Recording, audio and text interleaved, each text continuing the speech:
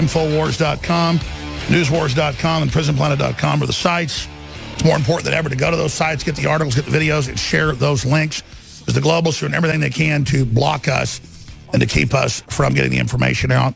AT&T over their networks is trying to block sharing Infowars. NewsWars loads a lot quicker. We've had IT people look at it. It's definitely stuff they're doing at every level to try to block us. They admit this, but we're getting around to it, to dealing with it. We have a guest joining us from Strategic Studies on how an American Civil War would unfold. Then we have Dr. Steve Pachinik popping in. We have Chris Paranto, who, of course, one of the main heroes of the Benghazi situation 5 years ago.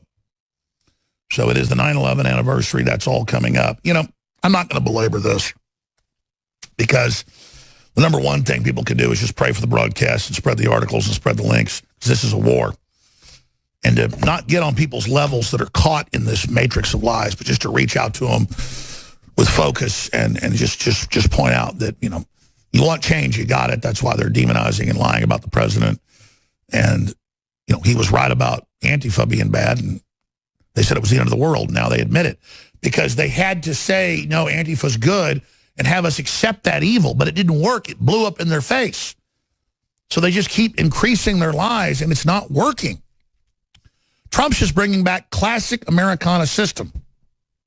And they're panicking because he's breaking a 150-year tradition of presidents sticking with their political party. Well, the Republican Party at the top are a bunch of blue blood snobs who are globalists and who are basically part of the Democratic Party, led by the leader of the Democratic Party, John McCain. When I say he's the leader, he's the leader. They say he's the leader. And they're desperate, and they need to understand Trump is only a manifestation of this awakening. They think they destroy the president, that it will demoralize us. It'll just turn him into a martyr. Even if they drug him out slowly or he dies with a heart attack and any of it, it doesn't matter. We know how far we've already moved the ball down the field. And I just want listeners to understand that and know that just briefly, because I didn't plug any last hour and I skipped a break. In the fourth hour, Roger Stone's going to join us, and I'm going to spill my guts here on air with what's happening inside of the White House and how the president has been isolated, how they're controlling him, and how they got him into this position, and just shocking information that we're going to be going over here on air. This is the most dangerous information we've ever covered. This is the biggest news in the 2 years of Trump mania that we've seen during the campaign and now the last 8 months. This is just over the top, confirmed from multiple sources. And we've already known most of this, but now we're ready to go public. And I told Roger, I said, for our safety, we just have to get all this out today. So he was going to get into the blackmail of the president tomorrow. And this is not like we're doing installments of soap operas. We need to drop our entire payload now. People used to ask Ben Garrison while he was still alive, the chief investigator, when hundreds of people were killed around the Kennedy investigation. And he said, because I'm out in the spotlight, I'm in the sunlight, I'm in the daylight, I'm out here. Everything I know, as fast as I learn it, is put out.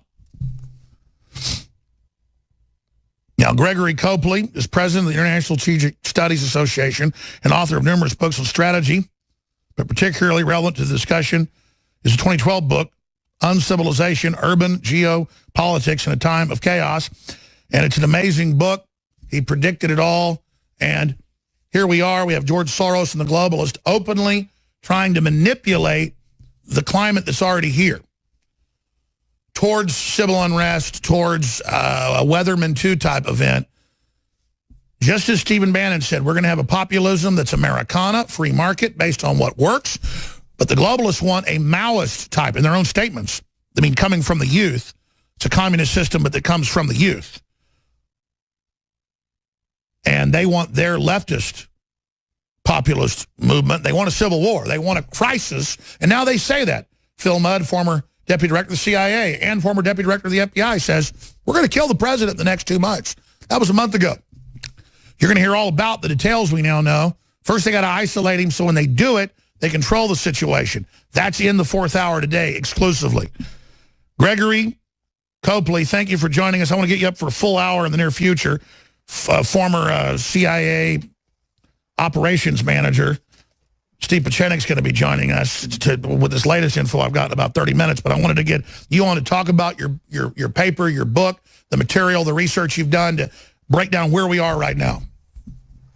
Well, great to be with you. And yes, we have been doing a lot of work on the transformation of society. It's not just in the United States. It's a global phenomenon, as you rightly pointed out. It's the urban-driven people who believe themselves to be globalists. They're not necessarily the people who invented globalization, which is something else. Again, globalization is the normal process of interaction between nation states. And what we're seeing is the urban globalists believe in, if you like, at best, a city-state structure, but without a viable power structure as we devised it under the Westphalian system, which came into being in about 1648. So right now we see the growing division between the urban globalists and the nationalists or the regionalists, people who believe in the nation state. We saw, of course, this come to a head with the Brexit vote in the UK. We saw it come to a head with the Trump election in the United States, but it's going on elsewhere around the world.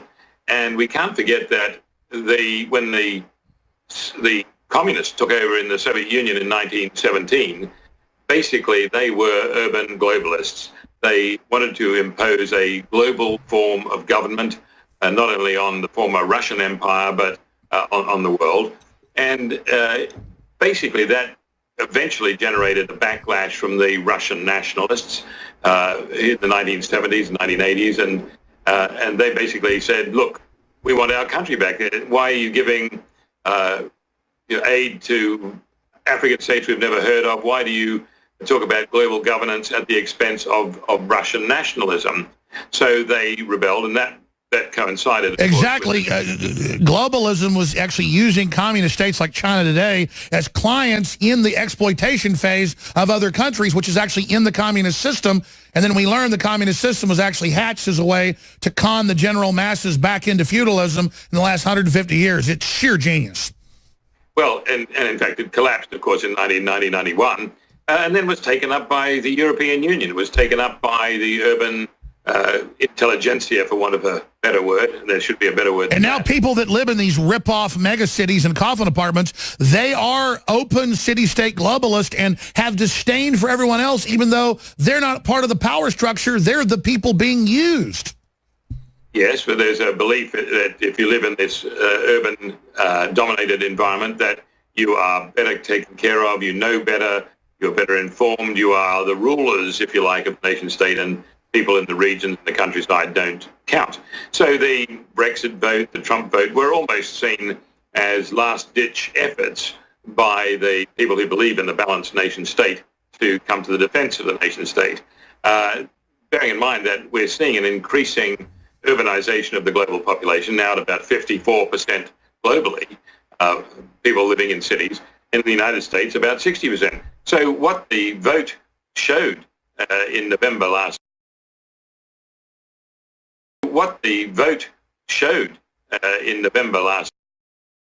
nation state, and people in the regions and the countryside don't count.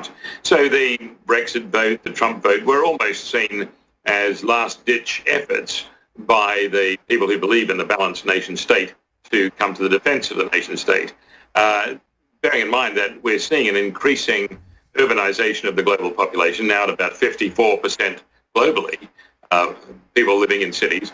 In the United States, about 60%. So what the vote showed, and they last while there is peace and while there is growing prosperity. But the minute there is some unrest, or the minute that somebody has control of a more geographically based force, like Philip of Macedon, for example, he says, look, I've tried to talk to you guys in Athens for a long time. That was Alexander the Great's dad, right? You bet. And he just swept in from the north and said, well, you're not listening, so you're out of business. And city-states are always going to be vulnerable. Well, that's why it's the end game of globalism, is you already have the city of Rome, and you have the city of London, you have the UN, and you always have these Israel city-states saying we're diplomatically immune, we're our own thing, while their political tentacles use the larger globalism to consolidate and exploit different populations. Then that's brought back into those systems, and so people always get mad at their overreaching power. That's one reason. So this is really the extension of globalism, is realizing they're not going to merge all the nations into one big loving thing and take care of everybody. They're going to have city-states above the law, tax-exempt, that exploit everyone else around them for access through the city-state, that act basically as barriers to global trade. Well, I think that the urban elites don't even articulate it to that extent. They just want to perpetuate the power which has accumulated in their favor. These people are process-oriented. They are perpetuating the momentum which has been going on essentially. Total opportunists. They just go with whatever's good for them in the moment. There's no cultural connection, no nothing. No sense of history. They just think that they need to keep getting fed, keep getting paid, and anybody who disagrees with that, doesn't give them their toys, is clearly out of touch. And is that why they hate America and Russia so much? Is that there's still some simple culture there. There's still some honor. There's still some Christianity there. Well, the belief since World War II, which has been perpetuated through the education systems in the West particularly, is that nationalism is what caused World War II and caused World War I. And that you get rid of nationalism and you get rid of war. The reality is that it was empires that were doing it. Well, wars occur regardless, because people living in different areas are always going to be at odds with people living in other areas. The question is, how do they resolve those differences?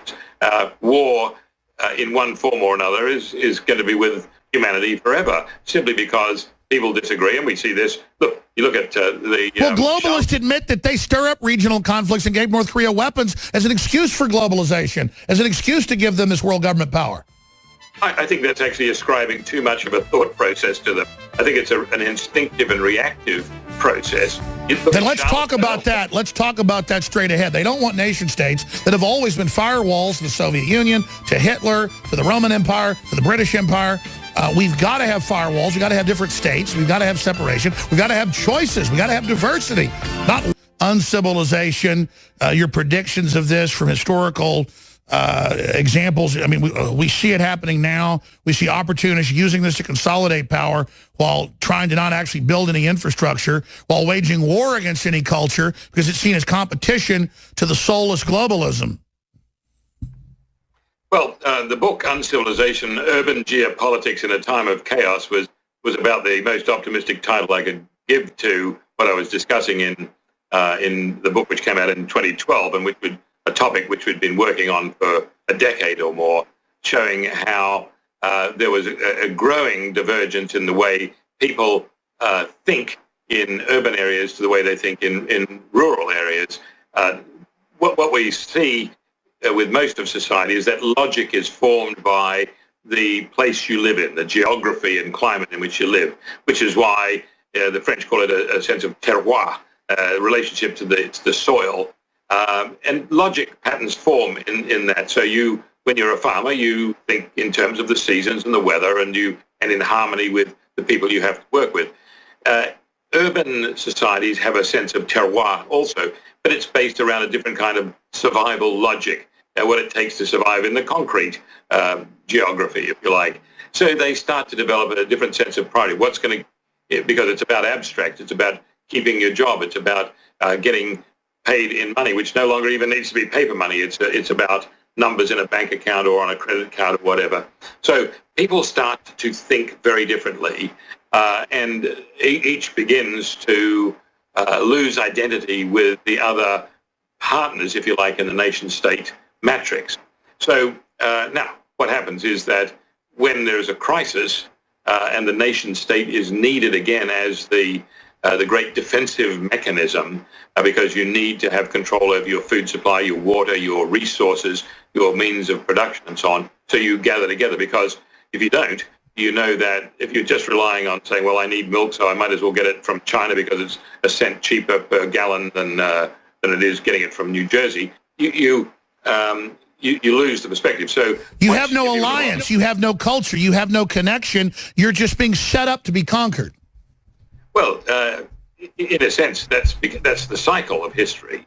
You stop depending on your immediate neighbors, the people with whom you have a cultural and a geopolitical link, and you start thinking that you don't need that anymore. So you lose that sort of... Exactly. In a way, haven't the sanctions on Russia and things only made it stronger, making them work inside their own giant country?